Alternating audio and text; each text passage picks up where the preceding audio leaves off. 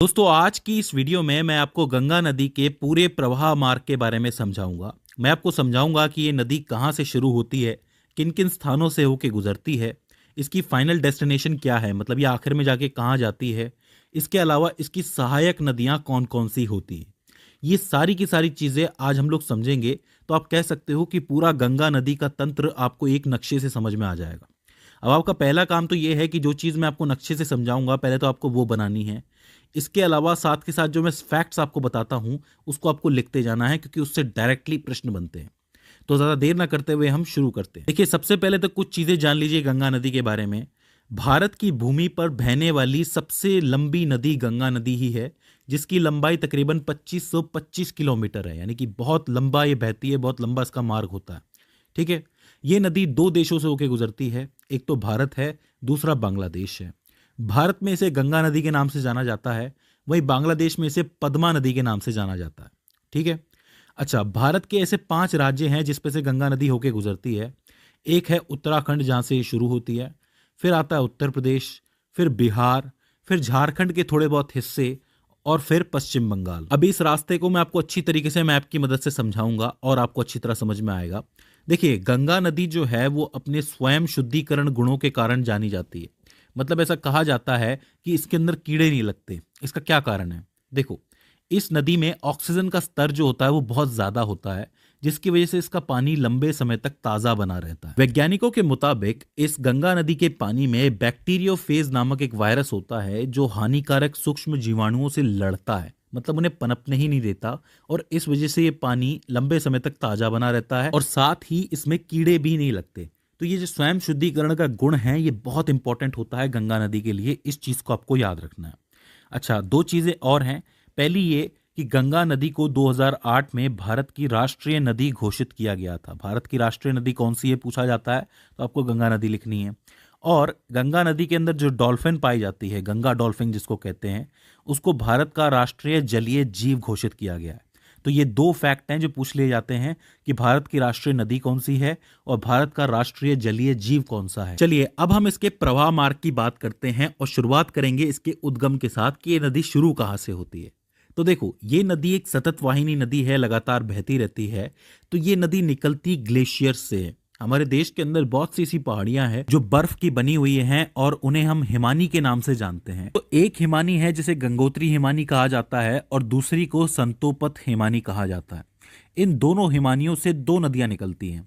जो गंगोत्री हिमानी है उससे निकलती है आपकी भागीरथी नदी, और ये जो आपकी संतोपत है इससे निकलती है आपकी अलकनंदा। अब यहां से ध्यान देना, यहां से निकलेगी भागीरथी और यहां से निकलेगी आपकी अलकनंदा, जाके एक पॉइंट पे ये मिलती हैं जिसको आप कहते हो देवप्रयाग। और देवप्रयाग पे जाकर के ये दोनों आपस में जब मिलती हैं तब ये बनती है गंगा नदी। तो इसका मतलब गंगा कहीं से निकल नहीं रही है, गंगा दो नदियों से बन रही है, एक भागीरथी, दूसरी अलकनंदा। तो आप इन्हें गंगा नदी की भी जनक नदी कह सकते हो। तो ये चीज आपको पहली याद रखनी है। अच्छा, एक चीज आप याद रखिए कि ये जो संतोपत हिमानी है, यहीं पे आपका बद्रीनाथ टेम्पल भी है। तो पूछ लिया जाता है कि बद्रीनाथ के आसपास से कौन सी नदी निकलती है, तो अलकनंदा निकलती है। अब यहाँ पे आपको एक चीज तो क्लियर हो गई कि देवप्रयाग पे दो नदियां आ रही है, लेकिन आपकी जो अलकनंदा नदी है ये भी कोई सिंगल नदी नहीं है।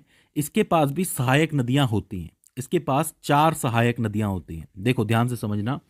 एक जो आती है वो यहां से निकल के आती है जिसको आप कहते हो धौली गंगा, और धौली गंगा यहां कहीं आके मिलती है जिसको आप विष्णु प्रयाग के नाम से जानते हो। विष्णु प्रयाग का नाम आपने सुना होगा कई बार। ये एक पॉइंट है बद्रीनाथ टेम्पल के पास में।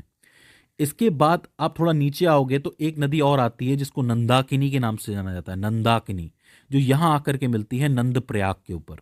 ठीक है। और फिर नीचे एक नदी और आती है जिसको पिंडार नदी के नाम से जाना जाता है, जो यहां कहीं आकर के मिलती है, और इस जगह को आप लोग कहते हो कर्ण प्रयाग। तो 3 प्रयाग हो जाते हैं, विष्णु प्रयाग, नंद प्रयाग, कर्ण प्रयाग। ठीक है। यहीं बीच में जहां पे कहीं पे केदारनाथ टेम्पल है, यहां पे भी एक हिमानी है जहां से एक नदी बह के आती है जिसको आप कहते हो मंदाकिनी नदी, और वो यहां कहीं आके मिलती है। इस जगह को आप कहते हो रुद्र प्रयाग। तो 4 प्रयाग हो गए। एक हो जाता है आपका विष्णु प्रयाग, दूसरा नंद प्रयाग, तीसरा कर्ण प्रयाग और चौथा रुद्र प्रयाग, और आखिर में आके पांचवा आता है आपका देव प्रयाग। तो आप कहो कि अलकनंदा नदी की कितनी सहायक नदियां हो गई? 4 नदियां हो गई। कौन कौन सी? एक होती है धौली गंगा, एक नंदाकिनी, एक पिंडार नदी, और एक मंदाकिनी। तो उद्गम स्थल आपको समझ में आया कि गंगा नदी के बनने में किन किन का हाथ होता है। ठीक है, अब हम आगे चल सकते हैं। आइए आगे बढ़ते हैं। अब देखो, यहां से मैं देवप्रयाग से शुरू कर रहा हूं डायरेक्टली कहानी, क्योंकि देवप्रयाग से पहले तो अलकनंदा भागीरथी हो जाती है। तो देवप्रयाग से गंगा बहना शुरू करती है और हम राज्यों के हिसाब से एक लंबी सी रेखा बना सकते हैं। देखो, सबसे पहले तो ये उत्तराखंड के अंदर है, तो देवप्रयाग के बाद आता है आपका हरिद्वार। हरिद्वार के बाद आपका उत्तराखंड खत्म हो जाता है और उत्तर प्रदेश की शुरुआत हो जाती है। उत्तर प्रदेश में सबसे पहले आता है आपका कन्नौज, इसके बाद प्रयागराज, फिर गाजीपुर। यहाँ पे आपका उत्तर प्रदेश खत्म हो जाता है। उत्तर प्रदेश के बाद बिहार शुरू होता है। बिहार में सबसे पहले आता है आपका छपरा, फिर आता है आपका पटना, फिर आता है आपका सोनपुर, फिर आता है आपका कुर्सेला। यहाँ आपका बिहार खत्म और पश्चिम बंगाल शुरू, और पश्चिम बंगाल में ये आ जाता है आपका फरक्का बेरास। और इसके बाद एक लाइन कटती है हुगली की तरफ, मतलब एक बार नदी जाती है हुगली की तरफ और एक नदी जाती है आपकी बांग्लादेश की तरफ। ठीक है, तो ये सीधा सीधा मैप हो जाता है आपका। यहाँ पे हरिद्वार तक आपका उत्तराखंड चल रहा है, इसके बाद कन्नौज हो गया, प्रयागराज हो गया, गाजीपुर हो गया, ये उत्तर प्रदेश है। इसके बाद छपरा, पटना, सोनपुर, कुर्सेला, ये आपका बिहार। आखिर में फरक्का बैराज और हुगली आपका पश्चिम बंगाल हो जाता है। यहाँ तक कोई दिक्कत नहीं होनी चाहिए। देखिए, ये पूरा रास्ता है गंगा नदी का। अब इसके बीच में इससे कौन कौन सी नदियां मिलती हैं वो मैं आपको बताऊंगा एक एक करके, ज़्यादा टेंशन नहीं लेनी है। शुरुआत करते हैं हरिद्वार से। देखो, हरिद्वार पे कोई नदी तो इससे नहीं मिलती है, गंगा सीधे सीधे बहती हुई चलती है, लेकिन हरिद्वार थोड़ा सा मैदानी एरिया हो जाता है। इससे पहले का जो एरिया है वो सारा का सारा पहाड़ी एरिया है। अगर आप गौर से देखेंगे, ये बद्रीनाथ हो गया, केदारनाथ हो गया, ये सारे के सारे पहाड़ी एरियाज हैं। पहाड़ी एरिया के बाद सबसे पहला जो मैदानी एरिया होता है वो हरिद्वार ही होता है। हरिद्वार से जब ये आगे बढ़ती है तो ये कन्नौज पहुंचती है, और कन्नौज में इससे पहली नदी मिलती है जिसको आप राम गंगा के नाम से जानते हो। राम गंगा नदी गंगा की पहली सहायक नदी है। तो पूछा जाता है कि गंगा की पहली सहायक नदी कौन सी है और वो कहाँ जाके मिलती है, तो आप लिखेंगे राम गंगा नदी है और कन्नौज में जाकर के मिलती है। एक एक चीज लिखते हुए चलना, बहुत मजेदार है ये। ठीक है, इसके बाद जब ये आगे बढ़ती है नदी तो ये पहुंचती है प्रयागराज। अब प्रयागराज तो आपको पता है संगम के नाम से फेमस है। यहाँ पे 3 नदियों का संगम होता है, गंगा, जमुना, सरस्वती। लेकिन सरस्वती अब दिखाई नहीं देती है क्योंकि वो उसका सिर्फ रास्ता बचा है, तो यहाँ पे सिर्फ गंगा और जमुना पे हम लोग ध्यान दे सकते हैं। प्रयागराज में यमुना आती है जो कि सीधा यमुनोत्री से निकलती हुई आती है। यमुनोत्री से ये चलेगी चलेगी और सीधा प्रयागराज में आके मिलेगी। तो आप कह सकते हो कि यमुना नदी जो है वो गंगा नदी की सबसे लंबी सहायक नदी है, क्योंकि ये बहुत लंबा रास्ता तय करके आती है।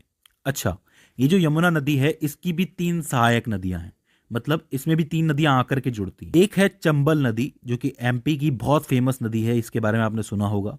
एक है बेतवा जो कि विंध्या पर्वत से निकलती है, जो भी एमपी के अंदर है, विंध्यांचल पर्वत।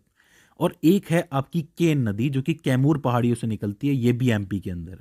तो तीनों सहायक नदियां जो है वो एमपी से आकर के जुड़ती हैं यमुना के अंदर, और वो कहाँ जाकर के मिलती है, प्रयागराज के अंदर जाके मिलती है। यहां तक कोई दिक्कत है नहीं होनी चाहिए, बहुत ही सिंपल चल रहा है मामला, मजा भी बहुत आ रहा है। आगे चलते हैं। प्रयागराज के बाद ये नदी पहुंचती है गाजीपुर, और गाजीपुर में इसे एक नदी और मिलती है जिसको आप कहते हो गोमती नदी। ये जो गोमती नदी है इसको आप लखनऊ से याद रख सकते हो, क्योंकि लखनऊ इसी के किनारे बसा हुआ है, और ये निकलती है पीलीभीत उत्तर प्रदेश से। पीलीभीत का नाम आप याद रखना कि यहां से निकलती है गोमती नदी जो सीधे गाजीपुर में मिलती है गंगा से आके। अब गाजीपुर के साथ ही उत्तर प्रदेश का सफर खत्म और यहाँ पे बिहार का सफर शुरू हो जाता है।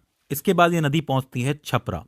अब छपरा पे इससे एक नदी मिलती है जो कि सीधे आती है आपकी नेपाल से। अब यहां इस चीज को ध्यान से समझना, नेपाल में 2 नदियां हैं, एक है आपकी काली नदी और एक है कर्णाली नदी। ये दोनों आकर के सेम मिलती हैं एक जगह पे। जब ये भारत पहुंचती हैं तो काली का नाम पड़ जाता है शारदा और कर्णाली का नाम पड़ जाता है घाघरा। फिर से समझ लो, 2 नदियां हैं जो नेपाल से निकल रही हैं, एक है काली एक है कर्णाली। दोनों आके एक पॉइंट में मिलती हैं, और भारत आते ही काली को शारदा के नाम से जाना जाता है और कर्णाली को घाघरा के नाम से जाना जाता है। ये दोनों जब मिल जाती हैं नदियां, तब इसको ओवरऑल घाघरा के नाम से जाना जाता है। ये घाघरा नदी आते आते सीधा छपरा पहुंचती है और छपरा में मिलती है गंगा नदी से आके। यहां तक कोई दिक्कत है नहीं होनी चाहिए, बहुत ही सिंपल है। इसके बाद ये नदी पहुंचती है, मतलब गंगा नदी पहुंचती है पटना में। अब पटना में एक नदी आ रही है इस तरफ से, थोड़ा दक्षिणी भाग से आ रही है, जिसको आप सोन नदी कहते हो, जो सीधे कहां से निकलती है, अमरकंटक की पहाड़ियों से निकलती है, जो कि मध्य प्रदेश और छत्तीसगढ़ की सीमा पर स्थित है। वहां से ये नदी चलती है सोन नदी और पटना में आके गंगा से मिल जाती है। अब देखो, सारी नदी अब तक ऊपर से आ रही थी, इस तरफ से आ रही थी, ये एक स्पेशल नदी है जो यहीं से निकल रही है और यहीं पे आकर के मिल रही है। तो इसको आपको ध्यान में रखना, ये बहुत इंपॉर्टेंट बनता है। ठीक है, पटना के बाद ये नदी आगे बढ़ती है गंगा और पहुंचती है सोनपुर।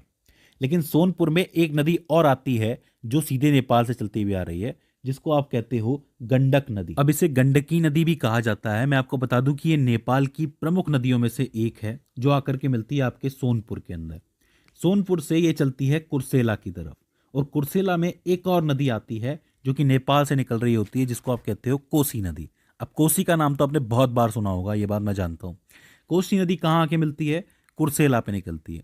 लेकिन कोसी नदी इसलिए बदनाम है क्योंकि ये अपना रास्ता बार बार चेंज करती है और इसकी वजह से बार बार बाढ़ भी आ सकती है। ठीक है, आपने सुना होगा कि एक बार फिर से कोसी की वजह से बिहार डूब गया। तो इस नदी का जो रास्ता है वो थोड़ा सा कंफ्यूजिंग है, लेकिन ये कुर्सेला में आकर के मिल ही जाती है गंगा से आके। अब यहाँ पे कुर्सेला आ गया तो इसका मतलब क्या हुआ? यहाँ पे आपका बिहार खत्म हो जाता है।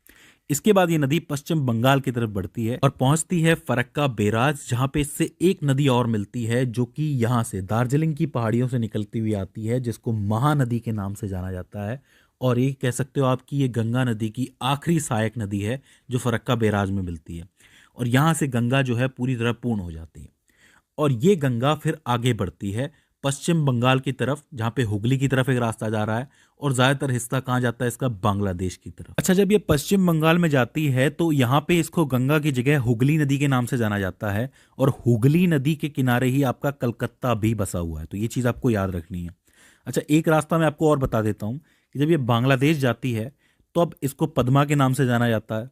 इधर से आती है जमुना नाम की नदी। ये जमुना और कोई नहीं है, ये जमुना ब्रह्मपुत्र है। ब्रह्मपुत्र को बांग्लादेश में जमुना कहा जाता है। और बांग्लादेश में एक नदी और है जिसको मेघना नदी के नाम से जाना जाता है। जब ये तीनों मिल जाती हैं तो ओवरऑल इसे मेघना नदी के नाम से जाना जाता है। याद रखिए, पद्मा, जमुना और मेघना को मिला के मेघना बनती है, जो सीधे समंदर की तरफ जाती है और एक डेल्टा बनाते हुए जाती है, जिसको आप कहते हो सुंदरवन डेल्टा। सुंदरवन डेल्टा जो है वो दुनिया का सबसे बड़ा डेल्टा है।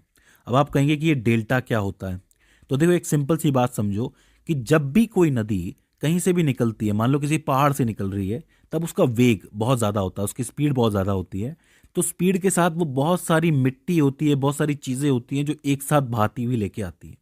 लेकिन जब वो मैदानी एरिया में पहुंच जाती है, समंदर के पास पहुंच जाती है, तब उसका वेग कम हो जाता है, स्पीड कम हो जाती है।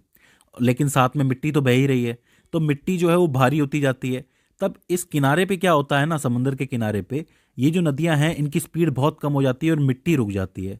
तो ऐसे में नदी क्या होती है कि मिट्टी को तो छोड़ देती है और अलग अलग रास्ते बना के निकल जाती है। आप देख सकते हैं ये जो ट्रायंगल बने हुए हैं, इसी को आप डेल्टा कहते हो। ये पानी इस तरीके से निकल जाता है नदियों का, बट रही है नदी, आप देख रहे हो, ये फिर जाके समंदर में मिलती है।